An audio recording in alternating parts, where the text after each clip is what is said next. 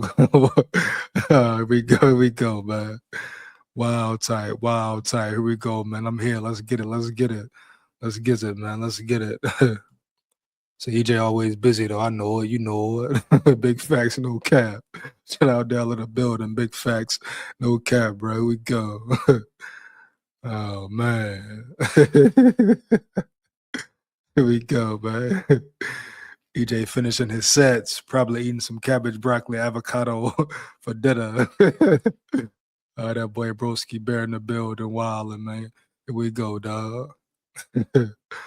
Man, let me go, man. Bob, he said it's about time. All good, Bob. All good, bro. You know, busy day, man. Busy day. Here we go. School vibes, man. Let's get it. Had to hit the live, though. Had to hit the live. Shout out everybody in the building or who was in the building, no doubt. Now, before I go any further right here, you know, we talk about X factors. You can name any player you want to, which I will. But at the end of the day, if we're talking about the main culprit, the X factor, who does it all fall on? Who will the team rely on the most? We're talking about strictly KOC. We're talking about KOC 4 years in with no playoff wins, going on year 5. Like I've been saying all off season, right? I want to see damn near perfection from this offense. You know, I want to see damn near perfection as far as play calling goes with KOC as well. This should be a smoothly ran operation. Everyone should be in sync on the same accord, period. It's no way around it anymore. It's no excuses anymore type shit. You know, KOC once and for all should and will be held accountable. You know it. I know it. So what is really going on here? We can talk about Jettas. We can talk about Murray, McCarthy, whoever the quarterback may be, no doubt. We can talk about the O-line heavy, the tight ends. We can call Hockenson soft, which he is very soft, but we all know the root of the issue, the root of the problem, especially last year, was what was who? Your head coach. I repeat, your head coach, Kevin O'Connell.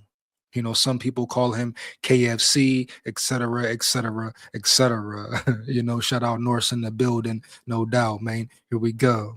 But you got to understand how important his play calling will be. Now, you bring in a Frank Smith, cool. Now, the main question is, will he listen to Frank Smith? Will he back up for a minute and really take in what Frank Smith has to say? That's the main question right there. You know, KOC is a very egotistical guy at times. He's stuck in his ego all the time, damn near. He always wants to do it his way. Matter of fact, what did him and Quasi always say? They're doing it their way. Well, turns out, their way hasn't added up. Their way hasn't matched up to a winning way. So maybe KOC, like I said, maybe he's finally realizing he must make a change. He has to make a change. You know, coaching staff, the ones who surround you is very important, period. Coaching, I repeat, coaching, the most important part of a team.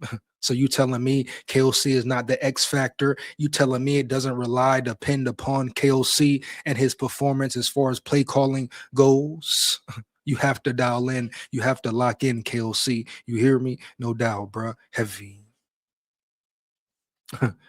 You and your so-called expertise, you so-called being a mastermind of the game, a QB whisperer. Well, you got a great young QB right there around yonder. Oh, he gonna show you for real during training camp. I stand on that 10 toes down. But it's crazy, KOC. I repeat, crazy work. He had to go get that help from someone else. He had to go put that real work in with John Beck. It should have been you whole time. You know it. I know it. We're talking about development, player-coach relationships. You're no different than Mike Zimmer right now. Now, you can change it. Like I say, you can redeem yourself this season. This is the NFL. You a brand new season, a brand new year. Everybody's starting fresh, so to say, dog. Everyone has the chance to make a name for themselves in a good way or a bad way. But you have the chance to make a name any day, anyway. So what will you do, KOC? How will you respond to the pressure, KOC? You know Nolan Bain Teasley is in the building now. You know your ass is on the line now. No more favoritism. You just not being held accountable. If the season is piss poor, KOC, I repeat, if you have a piss poor season, no doubt you will be fired. You will be out of there, hands down, man down. I guarantee it. You know, you've had you've had an ample amount of time, KOC, 4 years in, bro, going on 5 now. Still not one playoff win. Well, guess what? This year, you need to win at least 2 playoff games to keep your job. Oh, hell to the yeah. Hell yeah, bro. You need to win at least 2 playoff games to keep your job, period. So I don't know, where your mind is as far as the playbook, the scheme, play calling, wherever it goes, wherever your mind is. But KOC, you need to really lock in and dial in. You know, the season is on you. It is on you. Yeah, it's about execution, of course. You know, it's about player progression, of course. We know it. Come on, bruh. But at the end of the day, whatever you want to name, whoever you want to name, coaching is the most important part of a team. We even see players take on the identity of their head coach. So no one can really sit here and say, oh, KOC is it doesn't matter what KOC does. No. You know, no more relying on your defense to win you games, riding your defense whole season, damn near.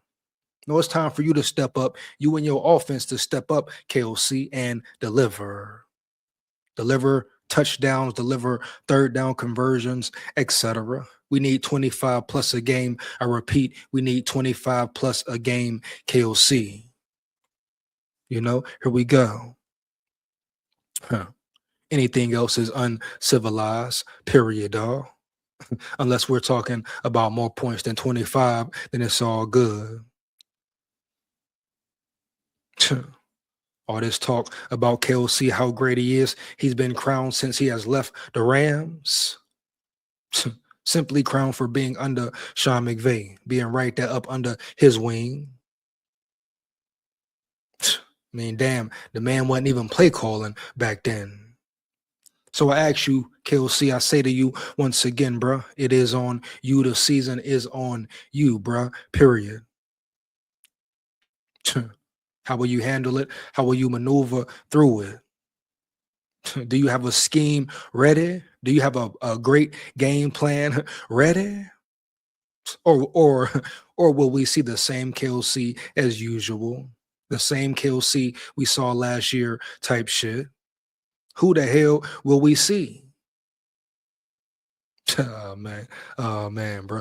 Are you even ready to listen to a Frank Smith per se KOC dog? You know, can you back up a little bit? And I give you credit. You did back up in the draft. You know, you did back up here and there. The quarterback competition, as far as the whole goals, everything you said, you have stuck to it. So definitely get credit for that. But you got a long way to go for sure. But I really want to see what the hell you gonna do. It all starts with you, dog. With you. Is you bout it, fool. Ah. Here we go, man. Let's get to it right quick. Give me 1 second here, dog. Yeah. Hmm.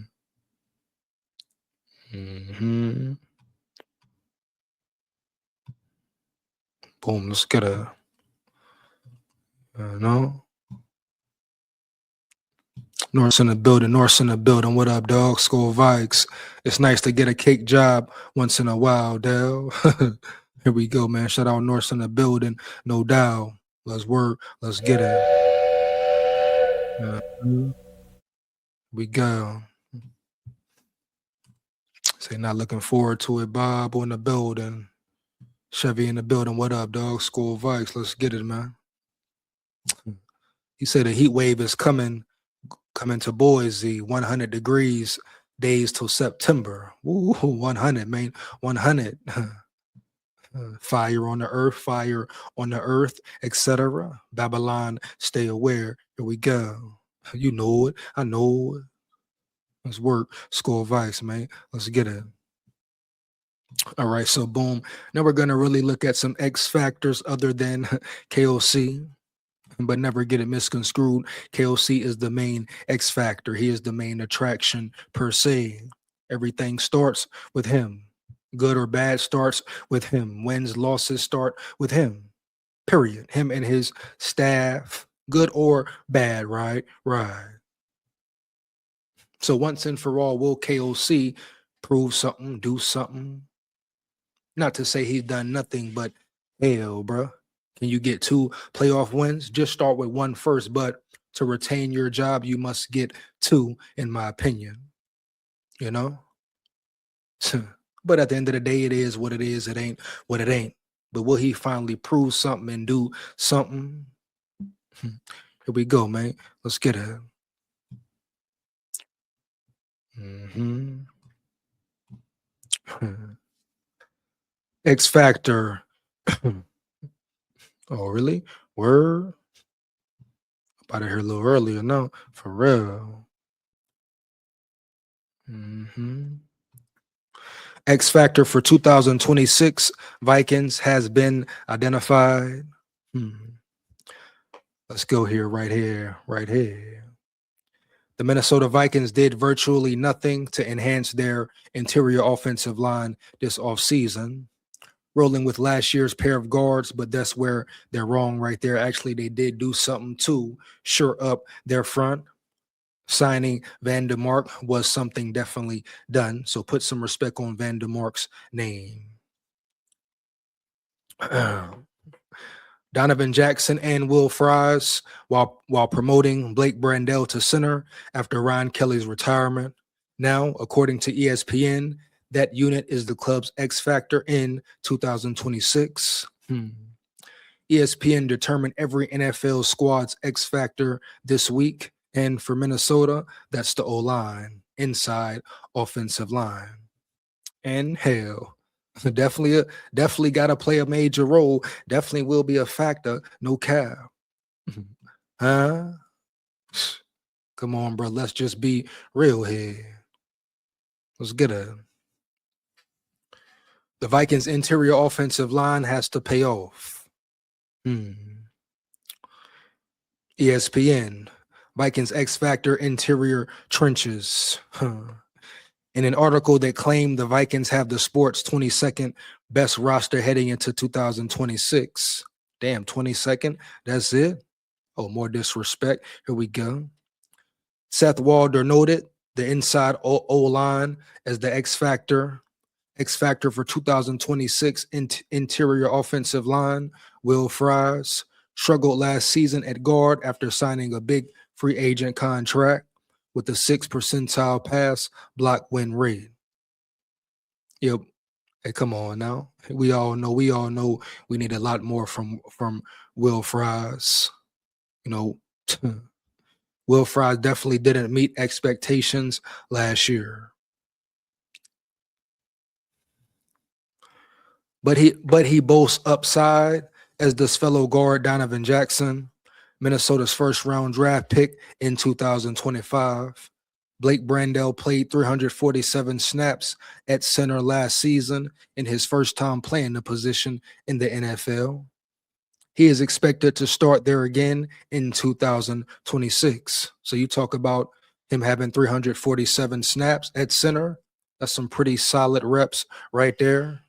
It's not the most in the world, but you can definitely learn from it and grow from it. Here we go. The interior offensive line was a problem for the Vikings about half a decade ago, but has largely stabilized since Kevin O'Connell took over in 2022. Walder added, how those 3 players improved could play a big role. Hold up, the screen, damn, moving again. Could play a big role in how much offensive success the Vikings have this season. Now we talk about Donovan Jackson. Here we go. Oh, I know it ain't, man. Here we go. You rang Hu Yang. You rang Hu Yang. Huh? No Ed and Eddie tonight, Hu Yang. You hear me? Hey, here we go. SKOL Vikes. Let's get it. Oh man, let's get it. Yeah, here we go. So Donovan Jackson, boom. Jackson produced a commendable rookie campaign, finishing just under 60.0 per Pro Football Focus. And once again, don't be deceived by PFF and all that. He also navigated a broken wrist right away in his career, playing 14 of an eligible 17 games. Hold on right quick. That's right. Yeah, 14 of an eligible 17 games. From the Wilder observation, it's all about Jackson taking the next step. He played steady enough to give fans hope for a promising career. No one will be too surprised if he shows up in 2026 and balls out. Oh, for sure, for sure. Matter of fact, you expect that from him, of course. Here we go. Jackson also said last month that he's more prepared as a sophomore. I feel like last year I was a headless chicken trying to learn a foreign language with this playbook. Another year under my belt, I come out here and I'm trying to get better with certain details. And that's what it's about, man, right there. The game slowing down for him understanding the system more per se, and really understanding his role and playing it well. I'm talking about no communication. I mean, no miscommunication, no dumb penalties type shit. You hear me? No doubt, man. But it will come. I repeat, it will come. And once again, bring it back to that good old boy KOC. It starts with him, period. SKOL Vikes. Next up, we got Will Fries. That boy eat a lot of motherfucking fries with some extra ketchup on the side. Here we go, huh? Let's get it. Hey, Will Fries, don't be a big back, soft big back like Bradbury was, Jack. No cap. You hear me? I'm gonna say it again. I'm gonna say it again, Fries. Don't be a soft big back like Bradbury was, no doubt. You know, make sure you want an extra burger. You want some extra cheese on that bitch. Make sure you block and move bodies, bruh. Make sure you ain't one big softy in the front of the lunch line every time. You hear me? Heavy. You want an extra burger, huh? Extra couple wings, extra couple wedges, huh? Extra dips on the side type shit, huh? Well, make sure you go block your ass off every Sunday, Monday, Saturday, Thursday, whatever, man. Heavy. Because we need way more from you. Give you a little leeway coming off injury, major injury. All right, bet, boom, we'll give it to you, give you some time. But this year, I repeat, Holmes, this year, you better come out playing, swinging, and banging. I'm talking about pancakes all over the field. I mean, hell, what did we bring you here for? To knock people over, to move bodies, to destroy your opponent, right? You know it. I know it. Enough is enough, bro. Period. We need you to be a real moving company. You were brought in to do a job, do your job, bro. Period. But please don't be a Garrett Bradbury, a big softy always in the front of the lunch line. You know? Come on, man. Talking about give him some extra garlic bread, an extra piece of garlic bread to go along with the damn spaghetti. Soft ass punk chomp. Here we go. But Will Fries, we need more from you. Get back to it. Swerve. Fries is in a different boat. Really? How?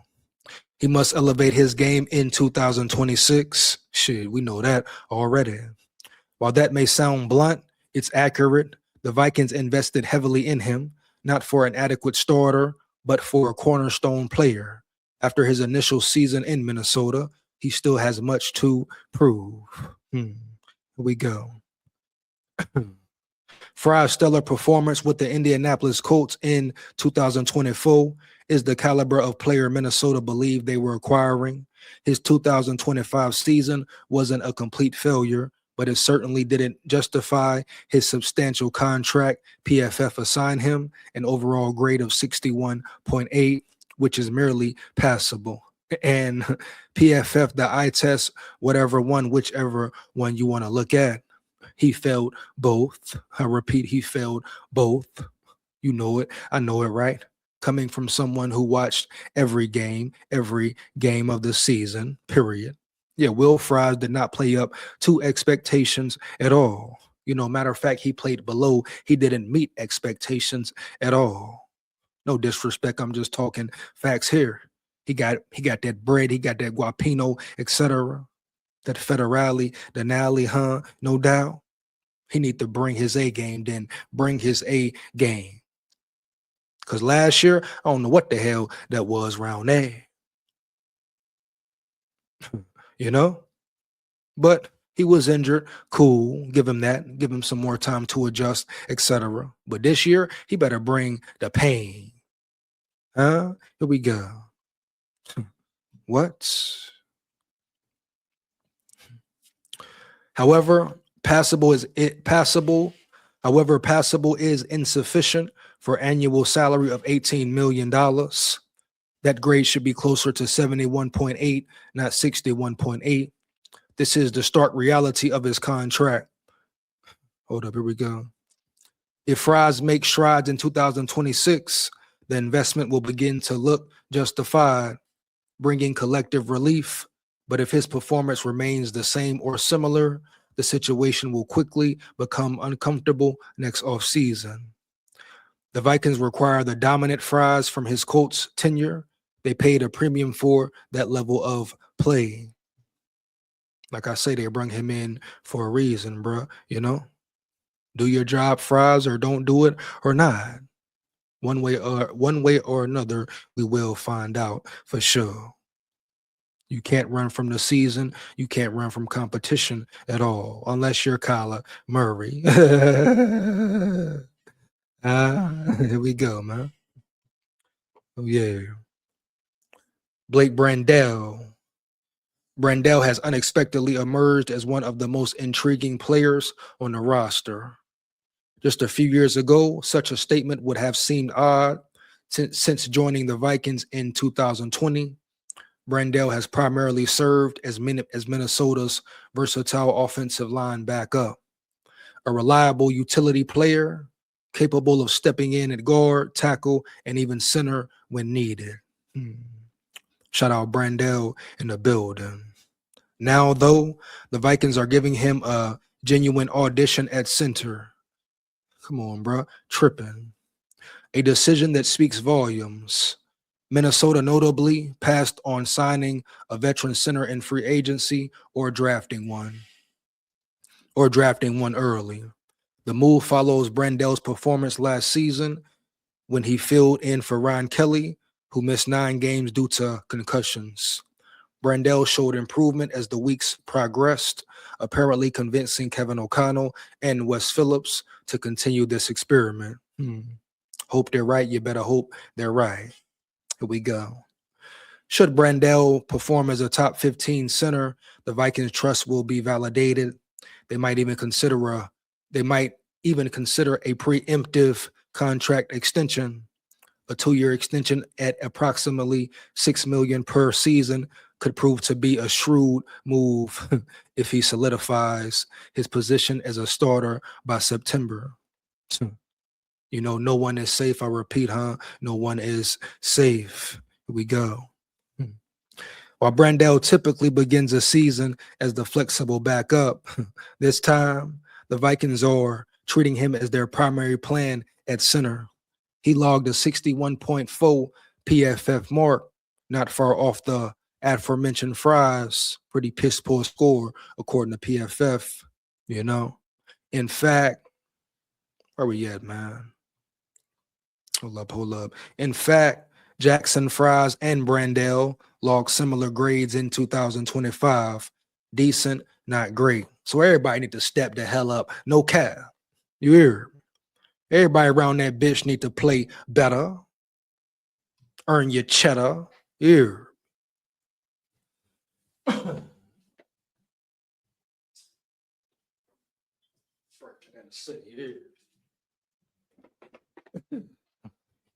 Earn your damn cheddar, huh? For real, man. Because what the hell going on around here? Come on, man. We talking about piss poor PFF grades, and I understand you can't rely on PFF. Don't be deceived by PFF and the numbers type shit. But you go by the eye test with Fries. You go by the eye test with who else? Brandell, Donovan Jackson at times. Of course, for a rookie, he had a solid season. No one's taking that away from him at all. But at the end of the day, we need more from him too. And y'all want to talk about old McCarthy this, McCarthy that. Right, injury prone this, injury prone that. Donovan Jackson, how many games did he miss? First season in, wrist injury, and all that. So let's not get carried away with the whole injury prone stereotype stereotype you want to throw on McCarthy. I'm just saying he's not the only one who was injured, and we're talking about more severe injuries as well. We go.